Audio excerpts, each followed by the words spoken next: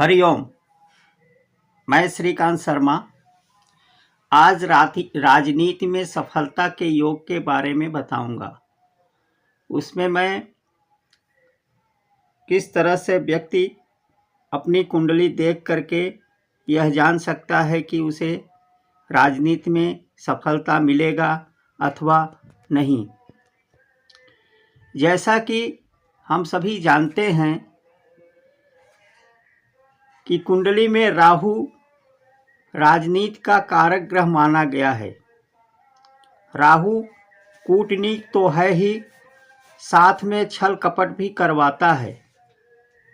राहु की महादशा में कई महापुरुषों को राजनीति में उच्च पद की प्राप्ति होते हुए देखा गया है। सफल राजनेताओं की जन्म कुंडली में राहु का संबंध यदि 7वें भाव, 10वें भाव एवं 11वें भाव से बनता हुआ देखा गया है। अर्थात राहु यदि कुंडली के 10वें भाव, 11वें भाव या 10वें भाव से संबंध बनाए तो ऐसे जातक राजनीति में सफल होते हैं। ज्योतिष में जन्म के 10वें घर को राजनीति का घर व सत्ता का स्थान कहा गया है। जन्म कुंडली का 4th भाव जनता के बीच जाकर चुनाव लड़ने का भाव है। 4th भाव जनता चुनाव को दर्शाता है। जन्म कुंडली का 11वां भाव राजनीति में सफलता तथा लाभ को दर्शाता है। जैसा कि हम सभी जानते हैं कि राजसत्ता या राजनीति से जोड़ने के लिए सूर्य, चंद्र, राहु और शनि का मजबूत होना अत्यधिक जरूरी है। जैसा कि वैदिक ज्योतिष में सूर्य को राजा तथा चंद्रमा को राजमाता की उपाधि दी गई है, वहीं राहु को सभी ग्रहों में नीति कारक ग्रह का दर्जा दिया गया है।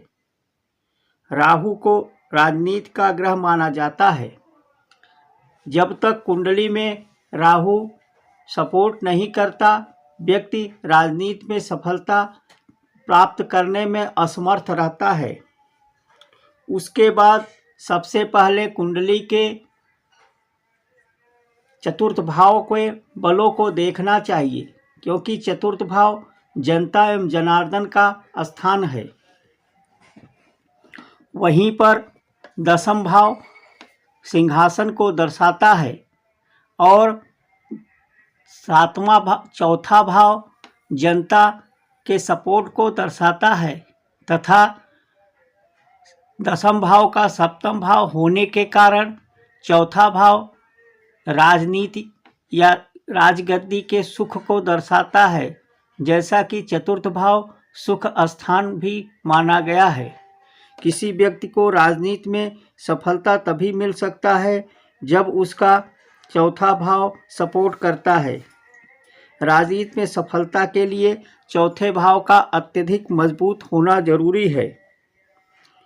उसके बाद 6ठे भाव को देखा जाता है, क्योंकि कुंडली का 6ठा भाव हमारे प्रतियोगिता, कंपटीशन, प्रतिस्पर्धा तथा शत्रुओं को दर्शाता है।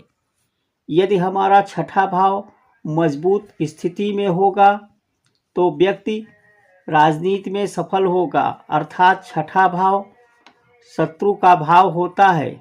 6ठा भाव हमारे चुनाव लड़ने की क्षमता को दर्शाता है, क्योंकि 6ठा भाव राजनीति में जाना और उसमें सफलता प्राप्त करने को दर्शाता है।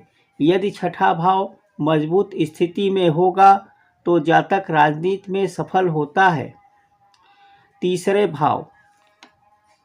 भाव से व्यक्ति की क्षमता को देखा जाता है।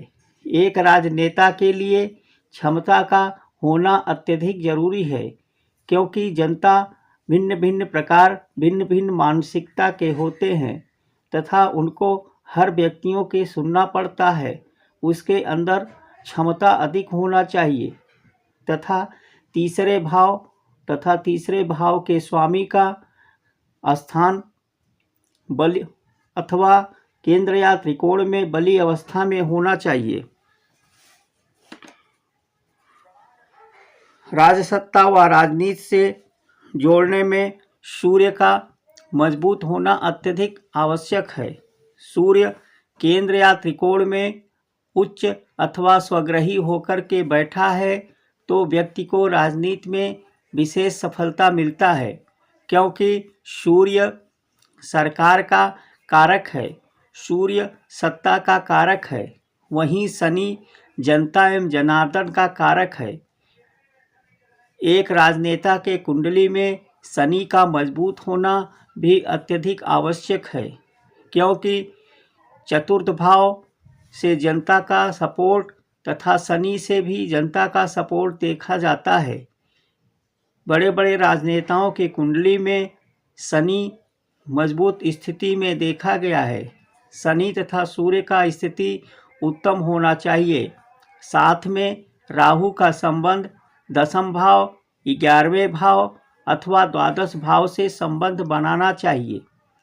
अथवा राहु केंद्र त्रिकोण में बैठा हो तो उसकी दशा अंतरदशा में व्यक्ति को राजनीति में विशेष सफलता मिलता है। जैसा कि मैंने चर्चा किया, एक सफल राजनेता के लिए चौथे भाव, छठे भाव, तीसरे भाव का मजबूत होना अत्यधिक आवश्यक है। साथ में सूर्य तथा शनि व राहु का स्थिति उत्तम होना चाहिए। आज हम उदाहरण कुंडली से आपको समझाएंगे कि राजनीति के क्षेत्र में सफलता के लिए कुंडली में किन किन योग्यता, किस प्रकार की योग्यता होनी चाहिए। जैसा कि सूर्य व राहु का बलि होना व केंद्र त्रिकोण में होना चाहिए, पहली शर्त। दूसरा शर्त, चौथे भाव का स्वामी, जिसे चतुर्थेश बोलते हैं। चतुर्थेश नवम भाव का स्वामी को नवमेश और दसमेश यानी 10th। चौथा भाव सपोर्ट का हो गया, नवां भाव हमारा भाग्य का हो गया, 10वां भाव हमारा कर्म स्थान हो गया, जहाँ से सत्ता पक्ष में सफलता या राजगद्दी को दर्शाता है। ये इनके ग्रह केंद्र या त्रिकोण में होने चाहिए। दूसरा, शनि व दसम भाव में, शनि का दसम भाव में या दशमेश से संबंध होना चाहिए। राहु का संबंध 11वें स्थान, 10वें स्थान या 12वें स्थान से संबंध होना चाहिए। दृष्टि संबंध, युति संबंध आदि भी यहाँ पे लिया जाएगा। जैसा मैं पहले बताया, ज्योतिष में सरकारी कार्य, सत्ता, राजनीति के लिए सूर्य को कारक माना गया है।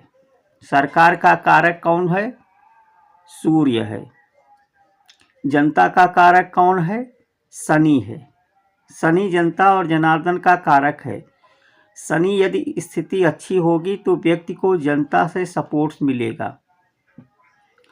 कुंडली का चतुर्थ भाव भी जनता को सपोर्ट को दर्शाता है। भाव में हम चतुर्थ भाव को देखेंगे, ग्रहों में हम शनि को देखेंगे। कुंडली का छठा भाव जो हमारी प्रतियोगिता, प्रतिस्पर्धा और विरोधियों को दर्शाता है। यदि हमारा छठा भाव मजबूत स्थिति में होगा तो व्यक्ति को निश्चित ही राजनीति में सफलता मिलेगा, जहाँ से विजय को दर्शाता है। जैसा कि छठे भाव से ही शत्रुहंता योग का निर्माण होता है। जिन जातक का कुंडली छठवें भाव मजबूत होता है, वह व्यक्ति अपने प्रतिद्वंदियों पर विजय प्राप्त करता है। और एक आश्चर्य की बात है, कर्क लग्न के जातक राजनीति नेतृत्व में सफलता अधिक होते हुए देखा गया है। जैसे श्री जवाहरलाल नेहरू का कर्क लग्न का कुंडली है, इंदिरा गांधी जी का भी कर्क लग्न का कुंडली है, इंद्र कुमार गुजराल का भी कर्क लग्न का कुंडली है, और श्रीमती सोनिया गांधी का भी कर्क लग्न का कुंडली है। ऐसे ही कई राजनेताओं का कुंडली कर्क लग्न का है जो राज्य एवं केंद्र में अच्छे पदों पर रह चुके हैं। अब हम उदाहरण कुंडली से समझाते हैं। कुंडली में हम कुछ ऐसे सूत्र को दे रहे हैं, अगर वह जातक के कुंडली में मिल जाता है तो वह निश्चित ही सफलता प्राप्त करता है राजनीति में। उसको मैं उदाहरण कुंडली के माध्यम से भी आपको समझाऊंगा। हमें क्या क्या देखना है, हमें इन सारे झमेलों में नहीं पड़ना है। हमें कुंडली उठाना है। कुंडली में हमें D1 देखना है, लग्न कुंडली कहते हैं जिसे, नवांश कुंडली को लेना है, D9 जिसे कहते हैं, और अष्टक वर्ग को देखना है। ये 3 चीज़ों का कुंडली में बनाने के बाद इन 3 चीज़ों को देखो, अगर ऐसा है तो व्यक्ति राजनीति में विशेष सफलता प्राप्त करता है। लग्न कुंडली में हमें क्या देखना है? सूर्य केंद्र त्रिकोण में हो अथवा उच्च का या मित्र क्षेत्रीय होना चाहिए। दूसरा पॉइंट हमें क्या देखना है? शनि।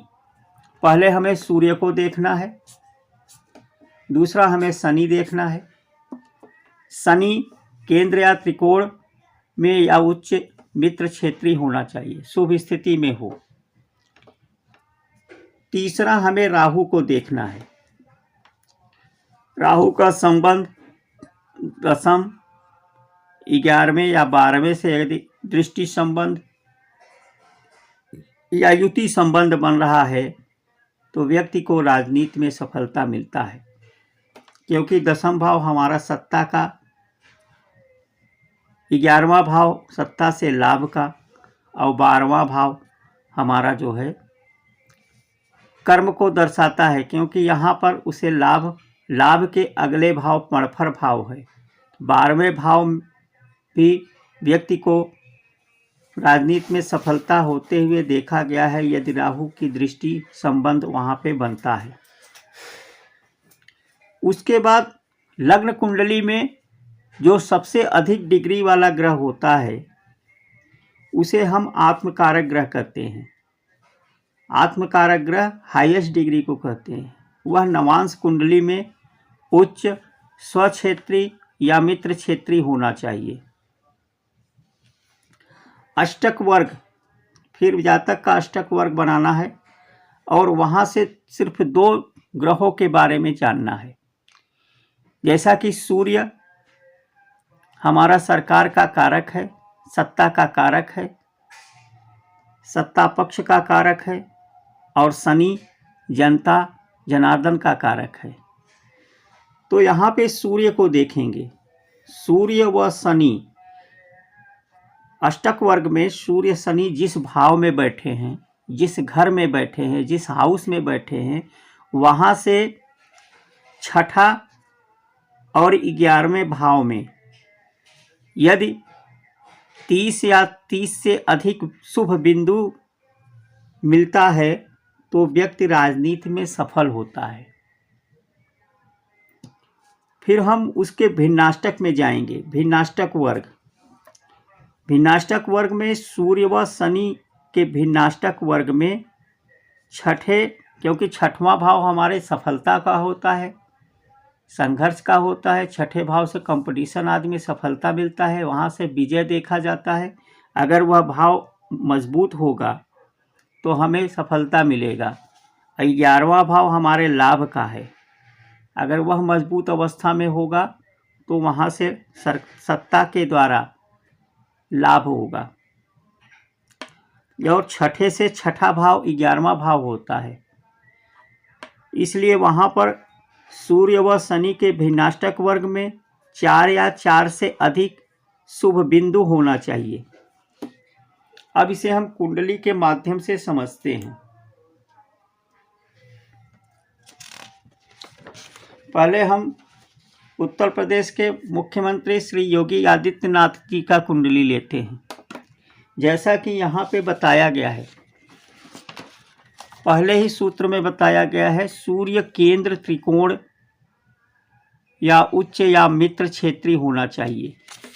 तो यहाँ पर देखेंगे सूर्य हमारा, सूर्य जो है लग्नेश है, लग्नेश होकर के ये केंद्र में दसम भाव में बैठा है। दसम भाव हमारे राज सत्ता को दर्शाता है।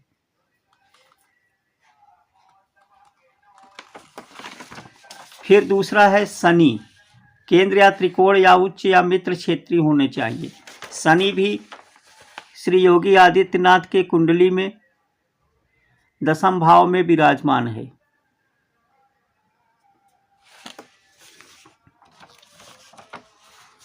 फिर राहु की स्थिति देखेंगे। राहु छठे भाव में बैठ करके राहु को दिया है 10, 11 या 12वें भाव से संबंध बनाए। यहाँ पर राहु की दृष्टि 12वें भाव पे जा रहा है, ये संबंध बना रहा है। इनके जो है तीनों पॉइंट मिल गया। फिर आत्मकारक ग्रह को देखेंगे। आत्मकारक ग्रह यहाँ पर देखेंगे, आत्मकारक ग्रह कौन सा है, तो यहाँ पर देख रहे हैं चंद्रमा सबसे हाईएस्ट डिग्री का ग्रह है। चंद्रमा जब हाईएस्ट डिग्री का ग्रह है तो लग्न कुंडली के लिए आत्मकारक ग्रह चंद्र हो गया। चंद्रमा आत्मकारक ग्रह है तो उसको हमें D9 में देखना है। नवांश कुंडली में, नवांश कुंडली में क्या होना चाहिए? आत्मकारक ग्रह नवांश कुंडली में उच्च, स्वस्थ राशि या मित्र क्षेत्रीय होना चाहिए। तो नवांश कुंडली में हम चंद्रमा को देखेंगे। नवांश कुंडली में चंद्रमा हमारा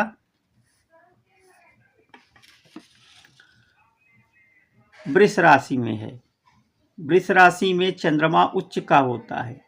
तो नवांश कुंडली में चंद्रमा उच्च का होकर बैठा है, जिसके वजह से इन्हें राजनीति में लंबे समय से सफलता मिल रहा है। ये लगभग 4 बार MP रह चुके हैं और अभी उत्तर प्रदेश के मुख्यमंत्री के रूप में आसीन हैं। फिर उसके बाद अष्टक वर्ग में देखेंगे। अष्टक वर्ग में सूर्य व शनि से छठे 11वें, तो यहाँ पर देखेंगे सबसे पहले अष्टक वर्ग देखते हैं। अष्टक वर्ग में शनि को देख रहे हैं।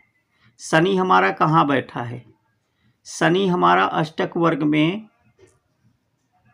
दसम भाव में बैठा है। तो 10वें भाव से गिनते हुए जाएंगे। 1, 2, 3, 4, 5, 6।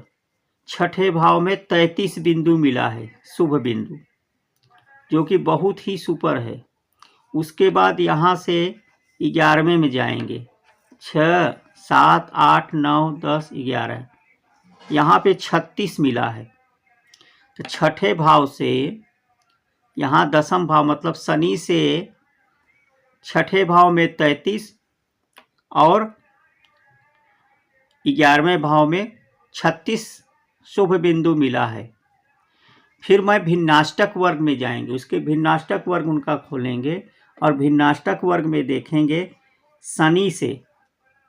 शनि से दसम भाव में 1, 2, 3, 4, 5, 6, शनि से छठे भाव में 5 बिंदु मिला है और शनि से 11वें स्थान पर 4 शुभ बिंदु मिला है। जैसा कि मैं बताया हूँ, सूर्य व शनि से सर्वाष्टक वर्ग में 11 छठे और 11वें भाव में 30 या 30 से अधिक होना चाहिए। इनका जो है इतना बिंदु, इनके सभी शर्तें पूरा हो रहा है। ये राजनीति में विशेष रूप से सफलता प्राप्त किए, जैसा आप लोग जानते हैं। एक और उदाहरण लेते हैं भारत के वर्तमान प्रधानमंत्री श्री नरेंद्र मोदी जी का। पहले हम सूर्य को देखेंगे। सूर्य भाग्येश दसम भाव का स्वामी होकर के मित्र के राशि में बैठे हुए हैं। सूर्य अपने मित्र राशि में बैठे हैं, लाभ स्थान पे। सूर्य लाभ स्थान पे गया है। उसके बाद हम शनि को देखेंगे। शनि कुंडली के दसम भाव में बैठा है। शनि सूर्य की राशि में बैठा है, लेकिन ये अपने पिता के घर में बैठा है। कोई भी व्यक्ति अपने पिता के घर में सहमा सहमा सा नहीं रहता। वह पिता के घर में कोई भी बालक शेर की तरह रहता है। तो ये जो है 10वें भाव में शनि अपने ही घर में बैठा है, अपने पिता के घर में, केंद्र के 10वें भाव में बैठा है, जहाँ से राजसत्ता का अधिकार दिलाता है। उसके बाद राहु को देखेंगे। राहु का संबंध 11वें भाव से है, लाभ स्थान से। तीनों शर्त मिल रहा है। फिर इनका आत्मकारक ग्रह देखेंगे। इनका आत्मकारक ग्रह शनि है। शनि हाईएस्ट डिग्री का ग्रह है। शनि आत्मकारक ग्रह है। शनि को नवांश कुंडली में देखेंगे। शनि नवांश कुंडली में अर्थ त्रिकोण, धर्म त्रिकोण में है। धर्म त्रिकोण, त्रिकोण के 5वें भाव में स्थित है। गुरु के घर में बैठा है। ये इसमें भी अच्छे शर्त पूरे हुए। अब हम अष्टक वर्ग का देखेंगे। अष्टक वर्ग शनि से 11वें स्थान पे जाएंगे। छठे स्थान और 11वें स्थान। छठे स्थान 1 2 3 4 5 6, छठे स्थान पे 31 बिंदु है और 6 7 8 9 10 11, 11वें स्थान पे 33 बिंदु दिया है। उसके बाद हम देखेंगे भिन्नाष्टक वर्ग। शनि से, शनि इनका भी 10वें में ही है। शनि से 1 2 3 4 5 6, छठे में 6 बिंदु और 7 8 9 10 11वें में 5। क्योंकि शनि का मैक्सिमम 5 या 6 होना बहुत ही शुभ माना जाता है, तो यहाँ पर भी पूरे शर्तें पूरी हो रही हैं। इस प्रकार से ये 100% राजनीति में इनको सफलता मिला। इस तरह से आप लोग अपने अपने कुंडली पे लगाइए। किसी तरह का कोई सुझाव हो तो कृपया आप कमेंट करें, हमारे चैनल को लाइक करें, सब्सक्राइब करें तथा किसी प्रकार का ज्योतिषी सलाह लेना हो कुंडली संबंधित तो हमारे व्हाट्सएप नंबर पर आप उसे डाल करके मुझसे कुंडली के बारे में जानकारी प्राप्त कर सकते हैं। इन्हीं शब्दों के साथ नमस्कार, हरिओम।